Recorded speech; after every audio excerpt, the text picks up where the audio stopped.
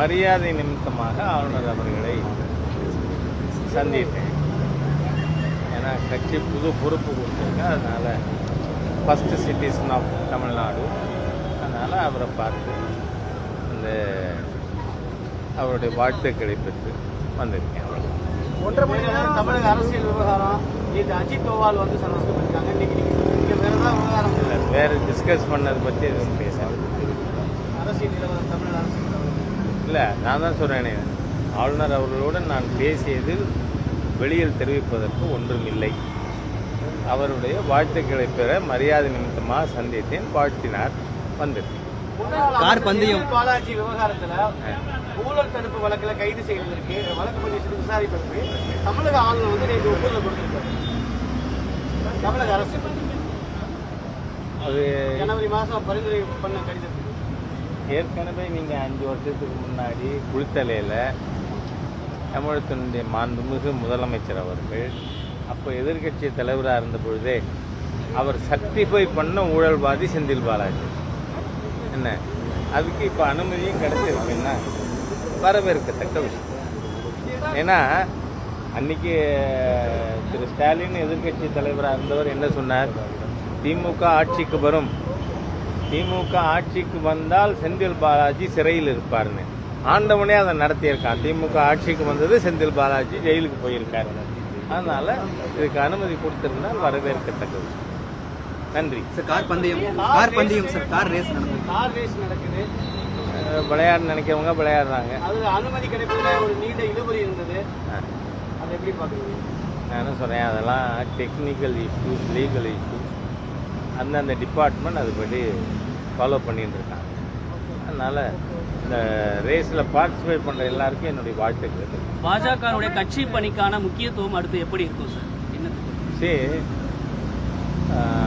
ஏற்கனவே நாளையிலிருந்து 45 நாட்கள் பிஜேபியினுடைய கட்சி விதிகளின்படி 6 ஆண்டுக்கு ஒரு முறை அகில இந்திய தலைவர்லேருந்து எல்லாருமே மெம்பர்ஷிப்பை ரினியூ பண்ணணும்.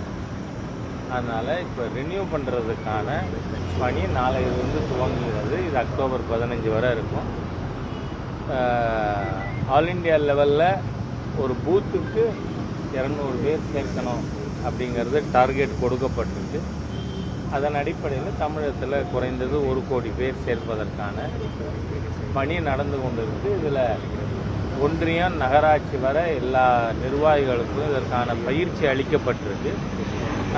நாளை மாலை 5 மணிக்கு மாண்புமிகு பிரதமர் அவர்கள் தன்னோட உறுப்பினர் காலத்தை புதுப்பிக்கிறார்.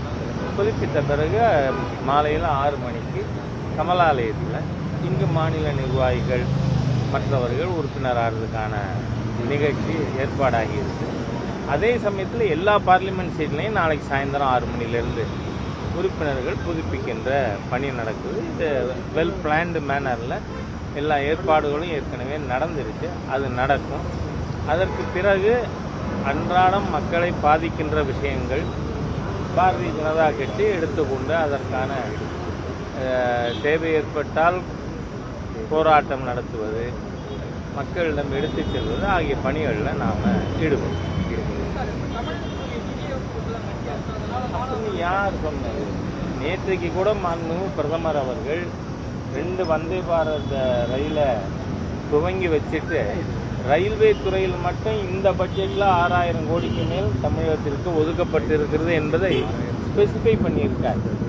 இவங்க இந்த 10 வருஷத்தில் சென்ட்ரல் ப்ராஜெக்ட்ஸு சென்ட்ரல் அரசாங்கத்தினுடைய இது பூராமல் 10.64 lakh crores தமிழ்நாட்டுக்கு நிதி கொடுக்கப்பட்டிருக்கு. இது இவங்க திமுக காங்கிரஸ் கூட்டணி இருந்ததில்ல, 2004லேருந்து 14 வரை எவ்வளோ வந்தது? 2.3 lakh crores. அதை போல் 4 மடங்கு என்டிஏ ஆட்சியில் வந்திருக்கு. அதனால் நான் என்னோட கேள்வி கோயம்புத்தூரில் நேற்று முன்தினம் கேட்டிருக்கேன். அதுக்கு தமிழகத்தினுடைய நிதியமைச்சர் அவர்களோ அல்லது மாண்புமிகு முதல்வரே இதுக்கு பதில் சொல்லணும். உங்களோட சென்ற ஆண்டு பட்ஜெட்டில் எத்தனை % ப்ரொடக்டிவ் எக்ஸ்பெண்டிச்சர், கேபிட்டல் எக்ஸ்பெண்டிச்சருக்கு அலாட் பண்ணியிருக்கீங்க? You come out clean. முதல் ஒரு ஒயிட் பேப்பர் தமிழகத்தினுடைய மரியாதைக்குரிய நிதி அமைச்சர் கொடுங்க. இங்கே எதுவுமே இன்வெஸ்ட்மெண்ட் வந்து ஒரு இன்ஃப்ராஸ்ட்ரக்சருக்கு மூலதனத்திற்கு செலவே பண்ண மாட்டீங்கன்னா சென்ட்ரல் கவர்மெண்ட் ப்ராஜெக்ட் தான் நடந்துட்டு இருக்கு. ரேஷனில் கொடுக்குற 5 கிலோ அரிசி 1 கிலோ பருப்பு கூட ஸ்டேட் கவர்மெண்ட்டுக்கு பங்கு இருக்கா? கிடையாது. 80 கோடி பேருக்கு நாடு பூரா கொடுத்துட்டு இருக்கோம். இது அமெரிக்கா, இங்கிலாந்து போன்ற பல நாடுகளின் பாப்புலேஷனை ஒன்றா சேர்த்தா கூட இந்த 80 கோடி வராது, அந்த அளவிற்கு. அதனால் ஏற்கனவே சொன்ன, நான் திருப்பி சொல்கிறேன், நொண்டி குதிரைக்கு சறுக்குனது சாக்கு அப்படிங்கிறது மாதிரி இந்த கையாலாகாத தமிழக திராவிடியன் ஸ்டாக் அரசாங்கம் இவர்களுடைய இன்காம்பிட்டன்சிக்கு, இன்எஃபிஷியன்சிக்கு, கரப்ஷனுக்கு மூடி மறைக்க மத்திய அரசை குறை சொல்கிறார். நன்றி. அதிமுகவோட முன்னாள் அமைச்சர் தற்போது ஒரு பேட்டி கொடுத்திருக்காரு. என்னன்னா, பாஜக ஒரு கார்பரேட் வடிவில் செயல்படுது. மாநில தலைவர் டெல்லி போயிருக்காரு, போர்டு ஆஃப் டைரக்டர் இது லண்டன் போயிருக்காரு, போர்டு ஆஃப் டைரக்டர் மேனேஜர்லாம் இப்போ ஒரு 5 பேரை நியமிச்சிருக்காங்க அப்படின்னு ஒரு கருத்தை சொல்லியிருக்காரு. நான் என்ன சொல்றேன், அதிமுக எப்படி செயல்படுது? அப்போ நண்பர் எடப்பாடியார் அவர்கள் சேர்மனா, எம்டியா ஏடிஎம்கேல? யோசிக்கணும்ல. ஏதோ வார்த்தைகள் இருக்குங்கிறதுக்காக பேசிட்டு இருக்கக்கூடாது. நான் பாரதிய ஜனதா கட்சியில் கட்சி துவங்கியவன். அதற்கு பிறகு தொடர்ந்து எல்லாரும் என்ன நினைக்கிறாங்க, போஸ்ட் ராஜா பொசிஷன்லேயே இல்லை போல இருக்குன்னு. கிடையாது.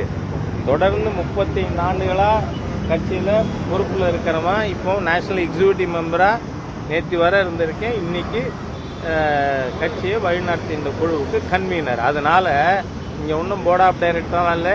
இது பல அதிமுக அமைச்சர்கள் இவங்க அரசியலுக்கு வர்றதுக்கு முன்னாடி நான் பார்ட்டி ஆரம்பித்து இருந்துருக்கிறவன். அதனால் அவர் வந்து நண்பர் எடப்பாடியார் chairman and MD of ADMK அப்படின்னு சொன்னால் எப்போ நண்பர்? நான் நண்பர் இல்லை சொல்லலையே, எல்லாருமே நண்பர் தான். நீங்கள் பார்த்தீங்கன்னா என்னோட பர்சனல் வீட்டு ஃபங்க்ஷனுக்கு கூட எல்லா பார்ட்டி லீடர்ஸும் வருவாங்க. they have got respect for me and I have got regards for them. அதனால் அது நடக்கும். அதனால் இந்த கார்பரேட் கிரிப்பேட் பேசலாம் வேண்டாம். நன்றி.